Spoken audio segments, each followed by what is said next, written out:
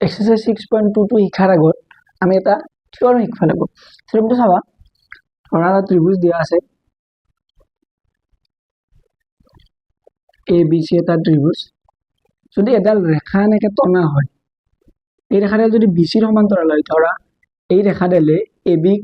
D বিন্দুত ছেদ কৰিছে আৰু ধৰা এ চিক ই বিন্দুত ছেদ কৰিছে, আৰু এই ৰেখাডাল বি চিৰ সমান্তৰাল, অৰ্থাৎ ডি ই সমান্তৰাল বি চি। এটা ত্ৰিভুজৰ এটা বাহুৰ সমান্তৰালকৈ এডাল ৰেখা টনা হৈছে, আৰু এই ৰেখাডালে এ বিক ছেদ কৰিছে ডি বিন্দুত আৰু এ চিক ছেদ কৰিছে ই বিন্দুত, অৰ্থাৎ ডি ই সমান্তৰাল বি চি। তেন্তে আমি কি পাম, এই ৰেখাডালে এই বাহু দুটা এ বি বাহু আৰু এ চি বাহু সমান অনুপাতত ভাগ কৰিব, অৰ্থাৎ এই বিন্দুটোত ছেদ কৰাৰ ফলত এইটো এটা অংশ আৰু এইটো এটা অংশ সৃষ্টি হৈছে, আৰু এইটোত ছেদ কৰাৰ ফলত এইটো এটা অংশ আৰু এইটো এটা অংশৰ সৃষ্টি হৈছে। এই ছেদ কৰাৰ ফলত যি দুটা অংশ সৃষ্টি হৈছে, এ ডি আৰু ডি বি, এ ডি আৰু ডি বি, ইয়াৰ অনুপাত আৰু এইফালৰ অংশ দুটা এ ই আৰু ই চিৰ অনুপাতৰ সমান হ'ব, এ ই বাই ই চি হ'ব। অৰ্থাৎ কি বুজিলো, এটা ত্ৰিভুজৰ এটা বাহুৰ সমান্তৰালকৈ যদি এডাল ৰেখা টনা হয়,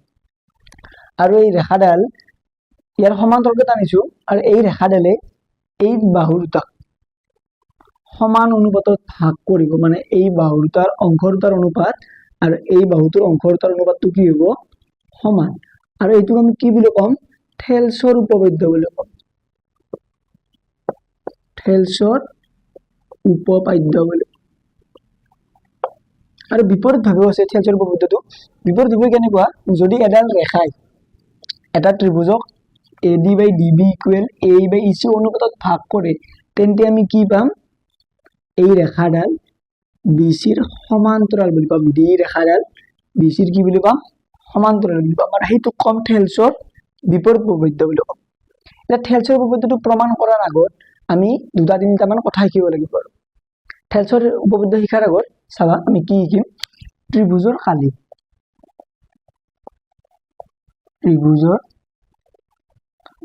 ত্ৰিভুজৰ কালি কি বুলি জানো আমি, হাত পূৰণ ভূমি পূৰণ উচ্চতা, এইটো জানো। এটা চাবা, যদি মোৰ ত্ৰিভুজটো সমকোণী ত্ৰিভুজ হয়, এ বি চি যদি মোৰ সমকোণী ত্ৰিভুজ হয়, তেন্তে এই ত্ৰিভুজটোৰ কালি কিমান হ'ব, এইডাল হ'ব মোৰ ভূমি, হাফ পূৰণ ভূমি মানে কিমান হ'ল বি চি, আৰু উন্নতি মানে এইডাল উন্নতি অৰ্থাৎ উচ্চতাটো এ বি হ'ব।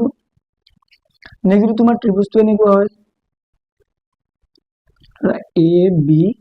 চি এনেকুৱা ত্ৰিভুজ, এই ত্ৰিভুজৰ কালি তেতিয়া কিমান হ'ব, হাফ পূৰণ ভূমিটো ধৰা মোৰ বি চি, আৰু যদি উন্নতি বা উচ্চতাটো লাগে, তেতিয়াহ'লে ইয়াৰ পৰা কি টানিব লাগিব, আমি লম্ব টানিব লাগিব। ধৰা ইয়াত ডি বিন্দুত ছেদ কৰিছে, অৰ্থাৎ উন্নতিডাল কি হ'ব, এ ডি। ইয়াত চোৱা, সমকোণী ত্ৰিভুজৰ ক্ষেত্ৰত এইডালে উচ্চতা আৰু উন্নতি, এইডাল ভূমি। ইয়াত চোৱা, এইডাল মোৰ ভূমি, কিন্তু উন্নতিডাল মই নিজে জানিব লগা হৈছে, এইডাল উন্নতি। যদি মোৰ ত্ৰিভুজটো এনেকুৱা হয়,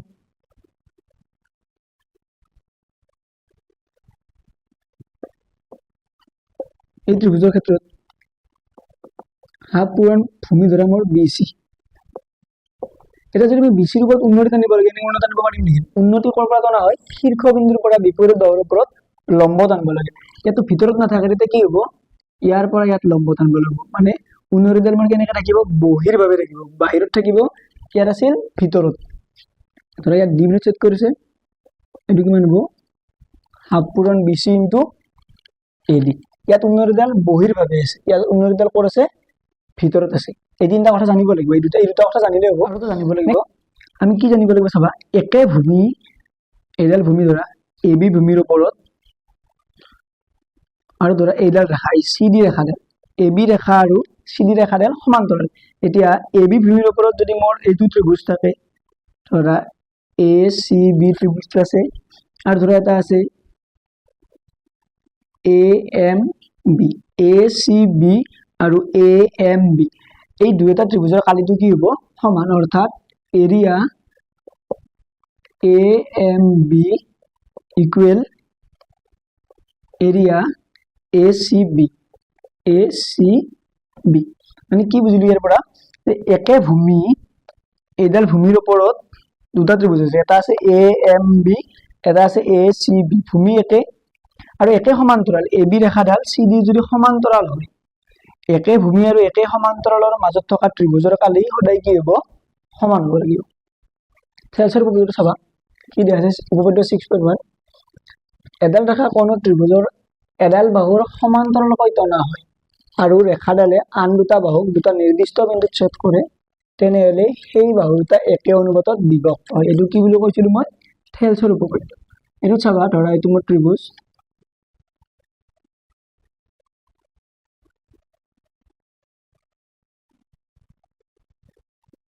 এ বি সি টো ত্ৰিভুজ কি কৈছে এইটো চোৱা কোণ ত্ৰিভুজৰ এডাল বাহুৰ সমান্তৰালকৈ ধৰা এডাল ৰেখা টানিলো ইয়াত ধৰা ডি বিন্দু আৰু ই বিন্দুত ছেদ কৰিলে মই কি প্ৰমাণ কৰিব দিছে AD by DB equal AE by EC তাত লিখিব লাগিব বিশেষ সূত্ৰ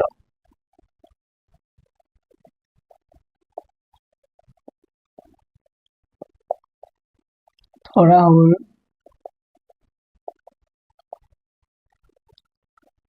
ত্ৰিভুজ ABC ৰ BC বাহুৰ সমান্তৰালকৈ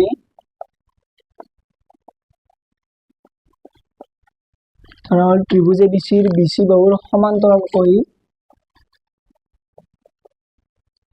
টনা ৰেখাই এই ৰেখাডালে AB আৰু AC ৰেখাই AB আৰু AC ক্ৰমে D আৰু E বিন্দুত ছেদ কৰিছে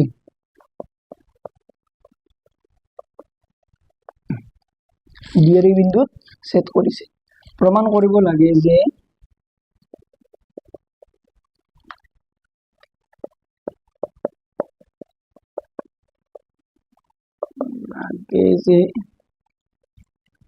AD by DB equal AE by EC AD by DB equal AE by EC এটা চোৱা প্ৰমাণটো কৰাৰ আগত আমি এটা অংকন কৰিব লাগিব অংকন কি অংকন কৰিম চাবা এই ডিৰ পৰা এচিৰ ওপৰত লম্ব টানিম ধৰা DM লম্ব AC এডালৰ ওপৰত কি টানিম লম্ব টানিম এইটো 90 ডিগ্ৰী যেটো DM যদি লম্বটো হয় তেনেকে ই পৰা লম্ব টানিম EN লম্ব টানিম EN লম্ব টানিম DM লম্ব AC EN লম্ব AB DM লম্ব AC EN লম্ব AB টনা হল এর লম্ব টানিলো ইয়াৰ পিছত কি কৰিম চাবা এই BE টো BE আৰু এই CD টো সংযোগ কৰি দিম এইটো আৰু এইটো কি কৰি দিম সংযোগ কৰি লিখিম BE আৰু CD সংযোগ কৰা হল ইয়াৰ পিছত প্ৰমাণটো কৰিম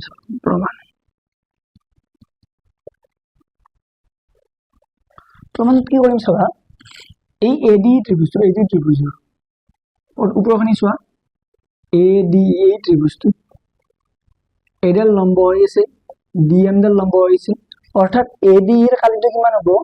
হাফ পূৰণ এডাল যদি ভূমি বুলি কওঁ মই এইডাল যদি ভূমি বুলি কওঁ উন্নতি কোনডাল হ'ব DM ডাল হ'ব আৰু যদি এইডাল উন্নতিৰ কথা কওঁ EN ডাল উন্নতিৰ কথা কওঁ তেতিয়া কি হ'ব AD ডাল ভূমি হ'ব EN ডাল কি হ'ব লম্ব চোৱা এৰিয়া ADE ইয়াত এৰিয়া বুলিও লিখিব পাৰি বা এনেকৈ লিখিব পাৰি কালি ADE এনেকৈ লিখিব পাৰি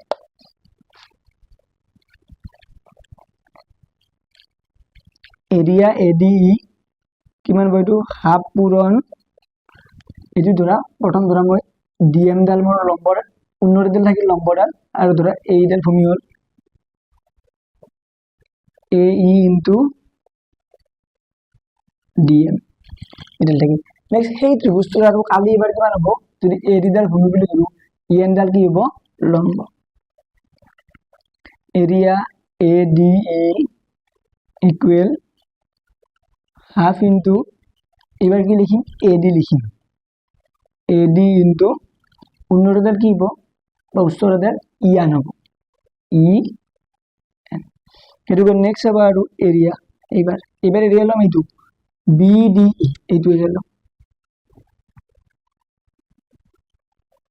B B D E so কি হয় এইটো লিখো এইটো ভূমিকো ল'ম যেহেতু মোক ডিবি লাগে সেইকাৰণে ডিবিটো ভূমি ল'ম চাবা এ ডি লগা আছিল এ ডিটো ভূমি লৈছিলোঁ মই এবাৰ নেক্সট এই লগা আছিল ইয়াত এইটো ভূমি বুলি লৈছিলোঁ এবাৰ চাবা মোক যেহেতু ডিবিটো লাগে ডিবি এই ডিবিটো ভূমি ল'লে এইটো যদি ভূমি লওঁ শীৰ্ষবিন্দু হ'ল মোৰ এইটো ইয়াৰ পৰাতো উন্নতি টানিব নোৱাৰি এনেকৈ এইটো কেনেকৈ হ'ব এনেকৈ উন্নতিডাল হ'ব উন্নতিডাল কোনডাল আছে ইয়াত ই এন ডাল আছে area B D E B D E equal কিমান হ'ব হাফ ইনটু ডিবি ভূমি কিমান হ'ল ডিবি ইনটু উন্নতিডাল কি হ'ব ই এন হ'ব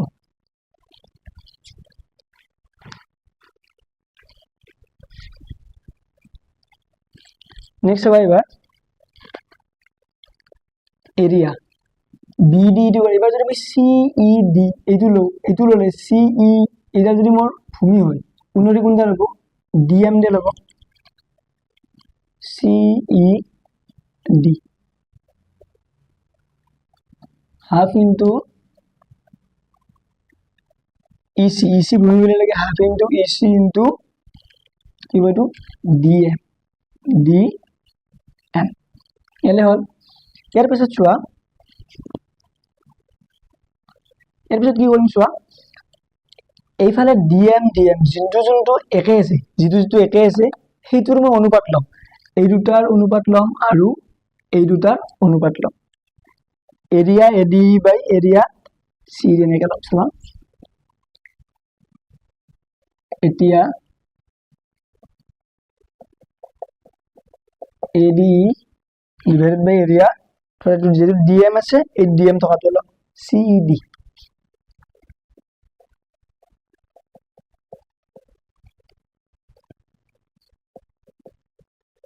হাফ ইনটু কিমান হ'ব এইটো এ ইনটু ডিএম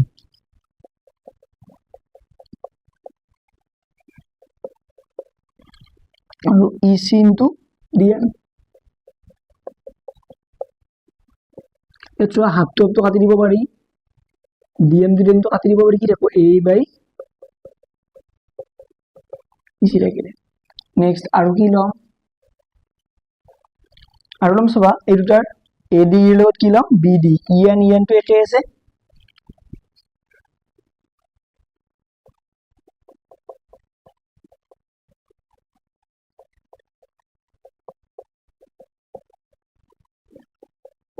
হাফ ইনটু কি হ'ব এইটো A D into E N আৰু এইটোৰ কি হ'ব half into D B into E N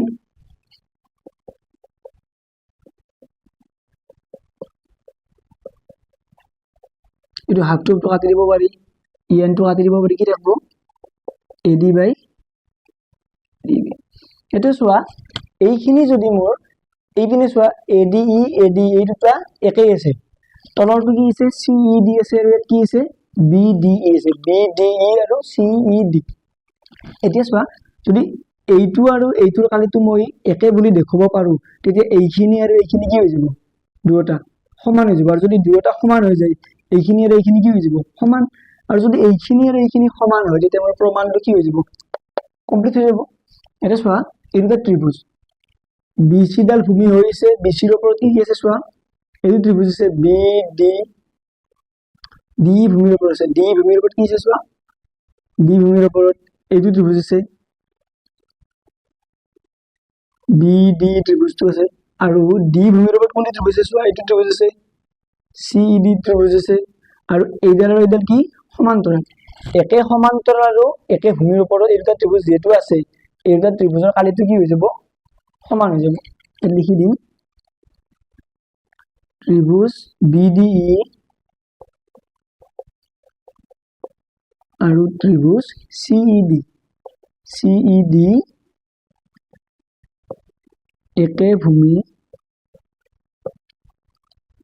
কোনডাল, DE ডাল, একে ভূমি DE আৰু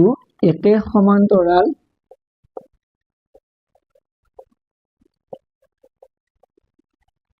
DE সমান্তৰাল BCৰ মাজত আছে। দুটা ত্ৰিভুজ ক'ত আছে, DE ডাল একে ভূমি দুটাৰে, BDE আৰু ভূমিটো DE ধৰিব পাৰি, CED আৰু ভূমিটো DE ধৰিব পাৰি, একে ভূমি DE আৰু একে সমান্তৰাল DE আৰু BCৰ মাজত আছে। গতিকে কি পাম, এৰিয়া BDE ইকুৱেল কি পাম, এৰিয়া CED। ধৰা এইটো নম্বৰ দিলো 1, এইটো নম্বৰ দিলো 2, এইটো নম্বৰ দিলো 3। গতিকে 1, 2 আৰু 3 পৰা এই তিনিটাৰ পৰা কি পাম, যিহেতু BDE আৰু CED এই দুটাৰ কালিটো ইকুৱেল পালো, মানে এই গোটেইখিনি আৰু এই গোটেইখিনি সমান হ'ব, এই গোটেইখিনি সমান হ'ব। সমান হলে এইটো সাইড আৰু এইটো সাইড কি হ'ব, সমান হৈ যাব। AD বাই DB ইকুৱেল কি পাই গলো, A বাই BC। প্ৰমাণটো হৈ গ'ল। এইটো উপপাদ্য 6.2 চাবা, যদি এডাল ৰেখাই এটা ত্ৰিভুজৰ যিকোনো দুটা বাহু একে অনুপাতত ভাগ কৰে তেনেহলে সেই ৰেখাডাল তৃতীয় বাহুৰ সমান্তৰাল। আৰু এইটো হ'ল থেলছৰ বিপৰীত উপপাদ্য। এইটো চাবা কি দিয়া আছে, ধৰা এইটো মোৰ ত্ৰিভুজটো ABC ত্ৰিভুজটো, এই ত্ৰিভুজৰ যিকোনো দুটা বাহু একে অনুপাতত ভাগ কৰে, ধৰা এইডাল ৰেখাডালে D আৰু E বিন্দুত ছেদ কৰিছে আৰু AD by DB equal A by EC মোক দিয়া আছে। আৰু কি প্ৰমাণ কৰিব দিছে, এই DE ডাল BCৰ সমান্তৰাল বুলি কি কৰিব দিছে, প্ৰমাণ কৰিব দিছে। তাৰপিছত বিশেষ সূত্ৰ,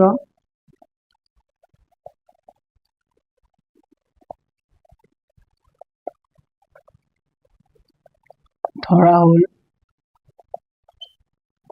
ত্ৰিভুজ ABCৰ AB আৰু AC বাহুক, ত্ৰিভুজ ABCৰ AB আৰু AC বাহুক এডাল ৰেখাই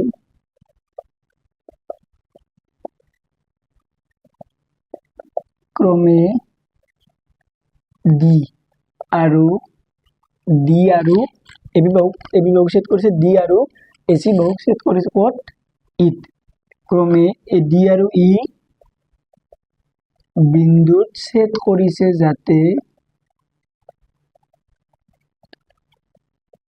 যাতে কি দিয়া আছে, যিকোনো দুটা বাহু একে অনুপাতত বিভক্ত, অনুপাতত ভাগ কৰে, যাতে কি দিয়া আছে, AD by DB equal AE by EC মোক দিয়া আছে। আৰু প্ৰমাণ কৰিব লাগে যে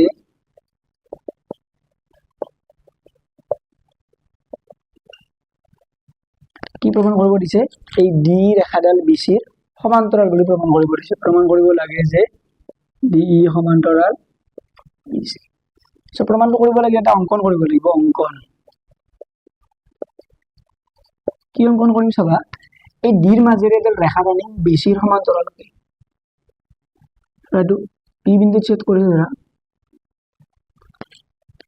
ডিৰ মাজেৰে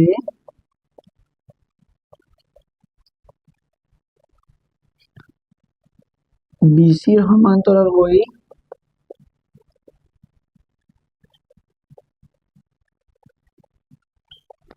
ডিৰ মাজেৰে BCৰ সমান্তৰাল হৈ টনা ৰেখাই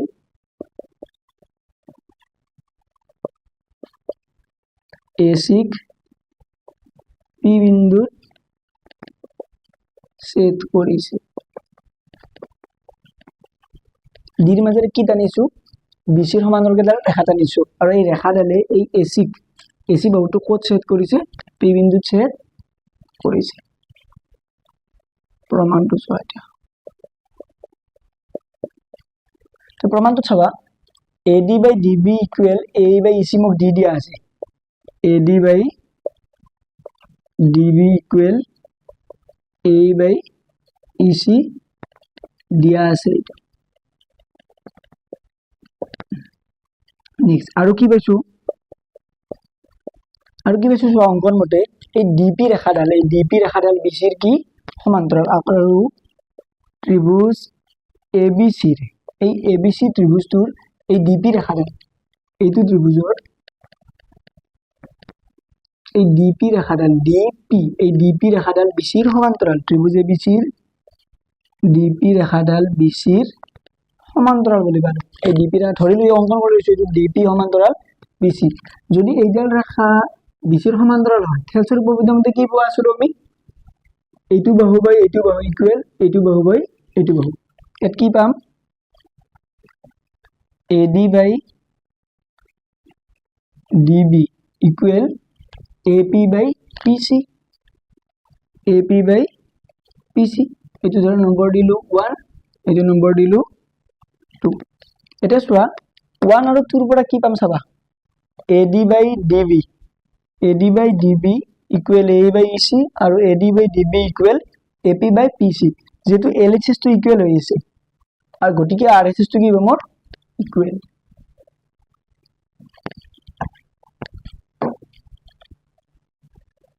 ওৱান আৰু 2 ৰ পৰা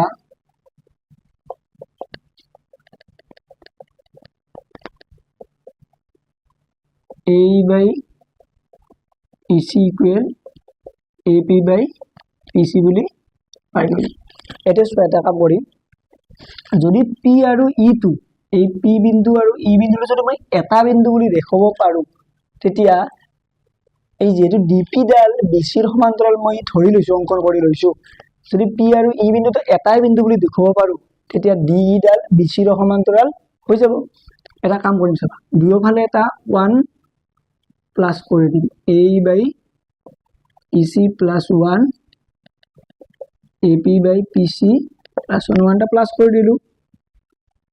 ইয়াৰ লসাগু কিমান বিয়াৰ তলত 1 আছে লসাগু কিমান হ'ব লসাগু হ'ব EC আৰু ওপৰত থাকিব AE plus AC into 1 মানে কিমান হ'ব এটো EC এইফালে লসাগু কিমান হ'ব PC আৰু ওপৰত থাকিব AP plus PC into 1 মানে কি আহিব PC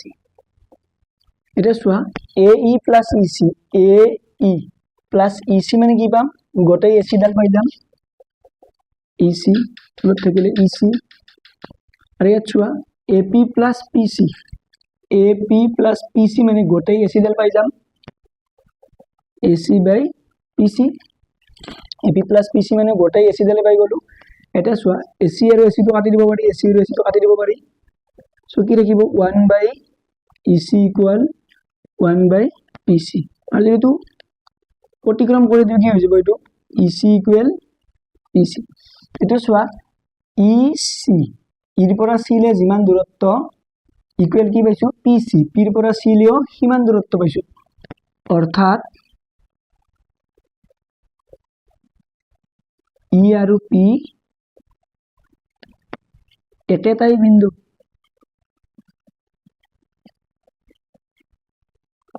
মই ধৰি লৈছো বেলেগ বিন্দু বুলি